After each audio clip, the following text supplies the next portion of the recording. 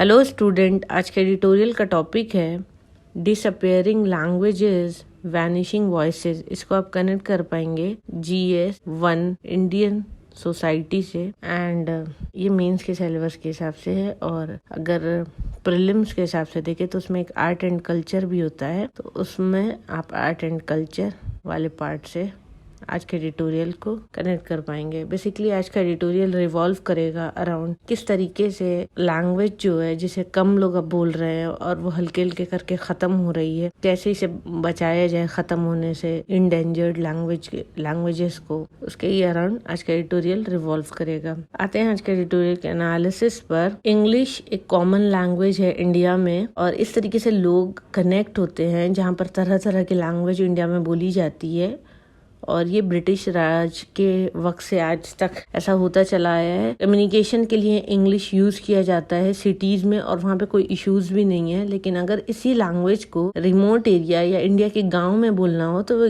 Challenging हो जाता है। तो वहीं पे बात आती है क्वेश्चन की कि क्या हर लोग पूरे वर्ल्ड में एक ही लैंग्वेज नहीं बोल सकते हैं? अगर हर लोग एक ही लैंग्वेज बोलेंगे तो काफी सिंपल होगा और हमारी पावर जो है, हमारी जो स्ट्रेंथ है वो और बढ़ जाएगी और हम सारे ह्यूमन फोर्स यूनाइटेड होकर रहेंगे और एक ही लैंग्वेज बोलेंगे तो इसमें काफी स्ट्रेंथ होगी। अगर बिब्लिकल स्टोरी की बात करें, अगर उसे देखें, tower of Babel chapter 11 book of Genesis, इसमें डिसेंडेंट ऑफ नो फ्लड के बाद एक कॉमन लैंग्वेज बोलना स्टार्ट किए और वो माइग्रेट किए ईस्ट के साइड और वहीं पे सेटल्ड हो गए। उस प्लेस को शिनार कहा जाता है। वहां पे उन लोगों ने बिल्डिंग बनाया, सिटीज बनाया, बड़े बड़े टावर टॉल बनाए ताकि वो हेवन तक पहुंच सके और ये एक डेमोन्स्ट्रेशन है उनकी कलेक्टिव स्ट्रेंथ का। यह वह गॉड ऑफ हैब्रू बाइबल, उन्हें थोड़ा सा ये सब कुछ देखकर अनोइंग लगा और उन्होंने इसे ऑब्जर्व करने के बाद क्या किया, सारे लैंग्वेज जो एक कॉमन लैंग्वेज बोलने वाले लोग थे उन्हें तोड़कर छोटे छोटे ग्रुप में डिवाइड कर दिया और सारे ही लोग फिर डिफरेंट लैंग्वेज बोलने लग गए। इस तरह से उनकी जो पावर है, कलेक्टिव स्ट्रेंथ है, वो कम हो गई और इससे एक कंफ्यूजन क्रिएट हो गया in terms of communication and understanding और इस तरह से उनका जो प्रोजेक्ट था वो फेल हो गया। कुछ लोगों का ओपिनियन है कि ब्रिटिश जब आए थे इंडिया में तो उन्होंने एक ब्लंडर किया था कि यहाँ के लोगों को इंग्लिश सिखा दिया था और इंग्लिश क्योंकि कॉमन लैंग्वेज हो गई तो उसने हेल्प कर दिया लोगों को यूनाइट करने में, कम्युनिकेट करने में। इंडियंस के पास अच्छी खासी पावर आ गई, कॉमन लैंग्वेज से बेहतर कम्युनिकेशन कर लिया और इस तरह से इंडियंस मिलकर कॉलोनियलिज्म को खत्म कर दिए। अगर इस चीज को देखें, अभी जो ऊपर की स्टोरी मैंने बताई है या वो सच हो या झूठ हो, लेकिन राइटर जो कहना चाहते हैं अपने इस स्टोरी के थ्रू, क्या पावर होती है कॉमन लैंग्वेज की। लैंग्वेज एक व्हीकल की तरह वर्क करता है जहाँ पे इंफॉर्मेशन, आइडिया और इमोशन तीनों ही चीजें ट्रांसफर होती हैं with the help of language only. अगर एक एस्टिमेशन देखें तो 7000 अलग अलग ऐसी लैंग्वेज है जिसको एक मदर टंग की तरह पूरे वर्ल्ड में बोली जाती है। लेकिन ये जो लैंग्वेजेस हैं तरह तरह की, वो बहुत तेजी से श्रिंक कर रही हैं, कम होती जा रही हैं। एक मैथमेटिकल मॉडल पब्लिश हुआ था द इकोनॉमिक जर्नल में जिसने फोरकास्ट किया कि एक्सटिंक्शन हो जाएगा 40% लैंग्वेजेस का, जिसे लेस देन 35,000 स्पीकर्स बोल रहे हैं विद इन 100 ईयर्स। एक्सटिंक्शन का मतलब होता है कि लैंग्वेज अब उसको जो बोलने वाले लोग हैं एज ए मदर टंग नहीं होंगे या एज ए प्रिंसिपल लैंग्वेज उन लोगों की नहीं होगी। एसेंस में अगर समझे तो डाइवर्सिटी जो लैंग्वेज की है वो श्रिंक कर रही है वक्त के साथ साथ। मदर टंग की अगर बात करें, about half of the people of the world belong करते हैं एक पूल से जहाँ पे 10 मोस्ट स्पोकन लैंग्वेज है। अगर इस फैक्ट को अगर देखें तो लैंग्वेज डाइवर्सिटी फेस कर रही है ग्रेव थ्रेट, क्योंकि हेट्रोजेनिटी जो है लैंग्वेज की वो खत्म होती जा रही है और होमोजेनिटी बढ़ती जा रही है। इंग्लिश को अगर देखें तो ये वाइडली स्पोकन लैंग्वेज है वर्ल्ड की। ब्रिटिश कॉलोनियल रूल ने हेल्प किया इस लैंग्वेज को स्प्रेड करने में। डाइवर्सिटी ऑफ लैंग्वेजेस में काफी तेजी से श्रिंक हो रहा है, लोग अब अपनी मदर टंग छोड़ रहे हैं और ये एक्सटिंक्शन की वजह माइग्रेशन भी हो सकती है क्योंकि लोग कंट्रीज की तरफ दूसरी कंट्रीज जा रहे हैं और अख्तियार कर रहे हैं वहाँ की जो कॉमन लैंग्वेज है। जब लोग माइग्रेट करते हैं तो उनके ऊपर प्रेशर होता है कि जहाँ पे वो शिफ्ट हो रहे हैं वहाँ की डोमिनेंट लैंग्वेज वो बोलें और अपनी लैंग्वेज को छोड़ दें। इस तरीके से वो वहाँ का जो लिविंग ऑर्डर है उसको ज्यादा बेहतर कैपिटलाइज कर पाएंगे, सोशल और इकोनॉमिक एडवांटेज ले पाएंगे उस न्यू प्लेस। इस पूरे प्रोसेस में अगर देखें तो फर्स्ट जनरेशन माइग्रेंट्स जो होते हैं वो तो बाइलिंगुअल होते हैं, वो अपनी पुरानी लैंग्वेज भी बोल लेते हैं और नई जगह पे जहाँ शिफ्ट होते हैं वो भी लैंग्वेज बोल लेते हैं। लेकिन जब नेक्स्ट जनरेशन आती है तो वो उतनी अच्छी तरह से अपनी मदर टंग नहीं बोल पाते हैं वो लोग, और थर्ड जनरेशन जो होती है वो तो भूल ही जाते हैं अपनी पुरानी लैंग्वेज और वो अपने ग्रैंड पेरेंट्स या फिर ग्रेट ग्रैंड पेरेंट्स की बातें नहीं समझ पाते हैं। इंडिया इसका गुड एग्जाम्पल है जहाँ पर माइग्रेशन बहुत तेजी से हो रहा है और लोग इंग्लिश स्पीकिंग कंट्रीज में जा रहे हैं। इंडिया में इंग्लिश बोलने वाले 340 मिलियन नेटिव स्पीकर हैं, more than 1.2 billion second language speaker है। सेकंड लैंग्वेज स्पीकर मतलब ऐसे लोग जिनकी फर्स्ट लैंग्वेज कुछ और है और सेकंड लैंग्वेज इंग्लिश है, और अभी स्कोप है फर्दर इस इंग्लिश लैंग्वेज के बढ़ जाने का। तो क्या होगा हमारी लैंग्वेज हिंदी का, जहाँ पर एस्टिमेशन के हिसाब से 586 मिलियन सेकेंड लैंग्वेज स्पीकर हैं पूरे वर्ल्ड में। क्या ये बढ़ पाएगी जिस तरह से इंग्लिश बढ़ रही है? तो ये डर है कि कहीं हिंदी हमारी खत्म ना हो जाए। Index of linguistic diversity ILD ने कोशिश किया था कि पिछले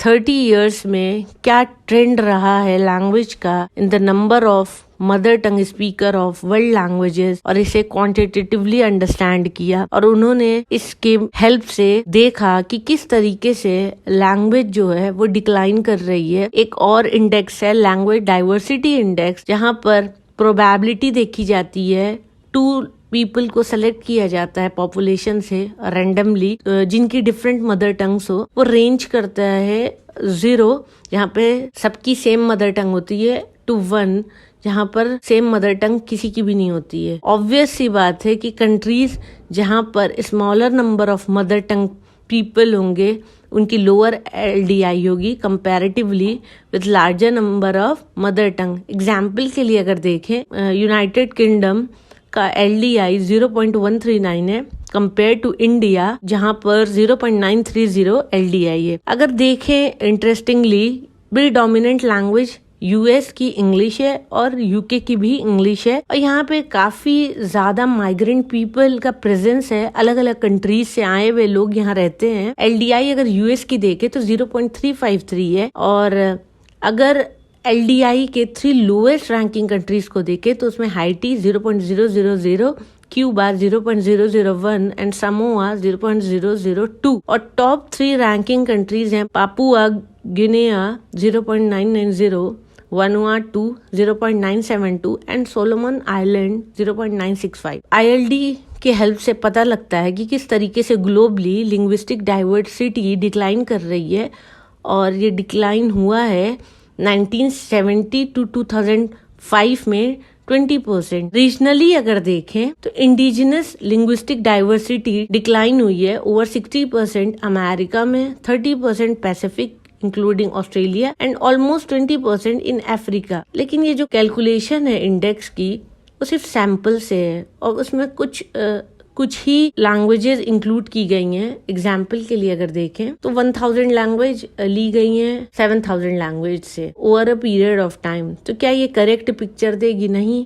वर्ल्ड पॉपुलेशन में डिफरेंट अगर लैंग्वेज लोग बोल रहे हैं तो इतने छोटे सैंपल से हमें करेक्ट पिक्चर नहीं पता लग पाएगी, क्योंकि वर्ल्ड पॉपुलेशन भी लगातार बढ़ती जा रही है। लेकिन इंडेक्स से हमें ये समझ में आ रहा है कि किस तरीके से डिस्ट्रीब्यूशन ऑफ स्पीकर है। अगर बात करें पूरी दुनिया में लैंग्वेज जो बोली जा रही है उसके, तो कहाँ पे कितनी लैंग्वेज बोली जा रही है इसका एक रफ आइडिया तो हमें इससे मिल जाता है। फाइंडिंग से ये पता लगा कि लैंग्वेज का जो डिस्ट्रीब्यूशन है वो वक्त के साथ साथ ग्रेटली अनइवन होता चला जा रहा है। और क्या दिखा कि ज्यादातर जो लोग हैं वर्ल्ड में वो ट्रांजिशन मोड में है, यहाँ पर कुछ डोमिनेंट लैंग्वेज है और उसकी वजह से बहुत सारी छोटी छोटी नेटिव स्पीकर जो हैं किसी लैंग्वेज के वो ख़त्म होते जा रहे हैं और लिंग्विस्टिक डाइवर्सिटी इस तरीके से खत्म हो रही है। और फाइनली क्या होगा, ये जो छोटी छोटी लैंग्वेजेस बोलने वाले लोग हैं, ये लैंग्वेज क्या हो जाएगी, एक्सटिंक्ट हो जाएगी। Linguistic society of America LSA के डेटा के हिसाब से डजन्स ऑफ लैंग्वेजेस आज के वक्त पे ऐसी हैं जिसके सिर्फ एक ही लिविंग नेटिव स्पीकर होंगे। और इससे पता लगता है कि कुछ ही लैंग्वेज हावी हो रही हैं और जो डाइवर्सिटी लैंग्वेजेस की है